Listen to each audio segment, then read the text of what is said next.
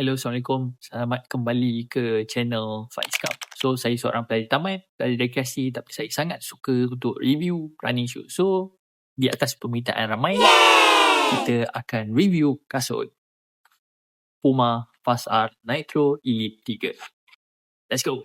So, yang pertamanya, saya nak cakap kasut ni saya beli sendiri lah. So, kita nak cerita pasal apa kasut ni? Saya boleh cakap kasut ni memang antara one of the best super shoes untuk tahun 2025, tapi baru nak review tahun ni. Minta maaf atas kelewatan, tapi saya boleh cakap this is one of the best super shoes yang ada di pasaran sekarang. So kita cerita benda atas lah. Atas dia pakai ultra wave. Korang boleh tengok kat sini, memang dia ada tulis ultra wave dekat atas ni. So memang sangat breathable, sangat minimalis dan memang sangat-sangat tipis. Dan even dekat dia punya tang ada tulis Fast R3 kat sini.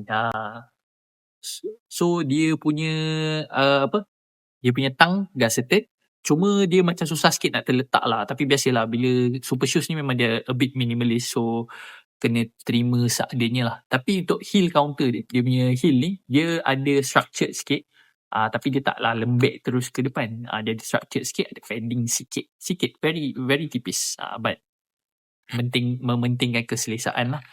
So dari segi tali dia, tali biasa tapi tak mudah terbuka. So tak ada masalah. Korang nak ikat 2 kali pun boleh, tak ada masalah. Sebab dia agak panjang jugalah. Jadi bagi apa ni, pada saya memang sangat puas hati. Breathable, selesa dan tak ada rasa nak melecet lah semasa lari.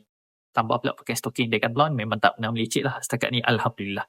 So berkenaan dengan dia midsole. Midsole dia ada 2 layer. Satu atas, satu lagi. Tak cakap 2 pun tidak lah kot. Ni atas, lepas tu yang ni belakang, lepas tu ni ada satu depan tu. Sebab dia ada carbon plate. Korang boleh tengok tau carbon plate dia daripada bawah. Carbon plate dia macam daripada atas, dia turun ke bawah. So dia pakai Nitro Elite Foam, tapi yang ni pakai Aliphatic TPU ataupun ATPU lah. ATPU ni lebih durable, lebih responsif dan lebih bagi banyak energy return lah. Truth to be told, sebenarnya bila saya lari pakai kasut ni, dia tak rasa sangat pun carbon plate. So dia lebih kepada energy return tu banyak dekat dia punya foam. Tapi dekat energy return daripada carbon plate tu rasa je.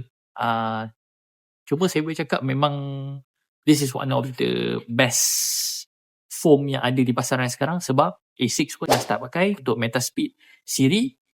Dan even Puma pun untuk dia daily trainer iaitu Velocity Nitro 4 pun dia pakai Aliphatic TPU, cuma blended dia lain sikit lah. Jadi kita pergi kepada outsole. Oh, by the way, kasut ni saya dah pakai 118 kilo total. So memang dah lenjat kau-kau lah. So daripada segi outsole dia pakai Puma grade. Puma grade ni pada saya the best outsole rubber in the world. Tak kisahlah apa-apa brand pun memang tak boleh tawan. Hujan, jalan basah, berpasir, tak ada kerisauan. Tak perlu gusar dan gentar. Memang confirm grade. Walaupun nampak macam setipis-tipis macam ni, sangat grade. Saya boleh cakap memang sangat-sangat grade. So pada saya, kalau sekarang kan musim hujan kan, musim terkecoh sekali pakai kan. Pada saya, kalau korang beli kasut Puma, korang takkan pernah menyesal. Memang confirm tak ada masalah untuk lari dalam hujan. So nak cerita, outsole memang tahan lagi lah. Saya boleh cakap tapi side exposed foam ni tak boleh buat apalah. Sebab dia tak ada rubber coverage kan. Sebab dia nak minimal, dia nak ringan. Memang akan tergesir-gesir sikit lah outsole ni. Kemudian dia macam ada, kalau korang perasan lah, dia macam ada pembuka botol kat depan ni. Saya pun tak tahu kenapa, tapi bila lari, disebabkan ada benda ni, ada benda depan ni kan, dia macam propelkan kita lagi cepat ke depan tau. Dan satu lagi, kasut ni kalau untuk forefoot, midfoot, striker ataupun siapa yang lari forefoot, midfoot, memang dia akan rasa tau dia punya pantulan ke depan tu. Dia memang akan propelkan kita ke depan. So memang ni idaman lah, idaman geng-geng forefoot runner. Midfoot still okay lah kat sini lah, tapi forefoot memang akan rasa lah dia propel ke depan. Macam tu. So power plate dia standard lah. Ini carbon fiber plate. Tak ada isu kat situ. Memang akan bagi a bit stability dan juga energy return yang tinggi lah. Sebab untuk mana-mana super shoes pun memang macam tu lah. Memang dia kena ada carbon plate untuk bagi energy return tinggi, so that boleh save energy lebih lah ketika race day. Dan kasut ni kasut BB saya lah untuk half marathon. Tak tahulah akan dapat untuk full marathon ke tak, sebab saya decide untuk pakai kasut ni untuk Twin City nanti. Minggu ni, hari ni hari Isnin. So minggu ni Twin City saya akan pakai kasut ni lah. Tapi tak tahu lah, sebenarnya dia a bit aggressive. So kalau macam korang tak, running form korang bermasalah, ayat tu tak betul. Kalau korang rasa korang tak boleh lock running form korang tak boleh jaga running form korang selepas certain distances, terutamanya up to full marathon, pada saya kasut ni tak berapa sesuai. Korang boleh beli counterpart dia, satu lagi super shoes daripada Puma, iaitu Puma Deviate Nitro Elite 3 ataupun Puma Deviate Nitro Elite 4 lah. Itu akan keluar bulan 2 nanti. Yang tu paling baru lah dan lagi ringan lah. Yang tu saya tak sempat baca lagi di spec sheet apa semua, tapi boleh cakap takat ni memang saya sangat-sangat berpuas hati dengan Puma punya produk. Dan ini kasut PB saya untuk East Coast Half Marathon. Target 145, dapat 139.48. What else can you ask, Saya pun pakai baju yang sama masa saya race hari tu. So this is like a very good shoe untuk saya boleh cakap paling sesuai untuk orang yang memang kalau nak PB, pakailah kasut ni. Saya boleh cakap memang pakailah kasut ni. Pakai je lah kasut Puma Fast R3 ni. PB guaranteed, confirm. Tak adalah, kalau tak training tak dapat PB juga kan. Tapi dari segi dia punya keselesaan, dari segi dia punya ride memang a bit aggressive. So siapa yang boleh hold korang punya running form at the distance that you wanted, macam contoh half marathon, pada saya takkan ada masalah. Trust your training, you will get your PB. So ada beberapa yang paling saya suka, dia punya berat lah. Berat dia memang sangat, untuk kaki saya UK10 US11, untuk saya ni memang agak ringan lah. Tapi saya tak dapat timbang secara tepat sebab saya tak ada penimbang dekat rumah. So kita boleh pakai reference size punya berat dia lah. Berat dia bawah 200 gram. So memang sangat ringan lah. Memang sangat ringan.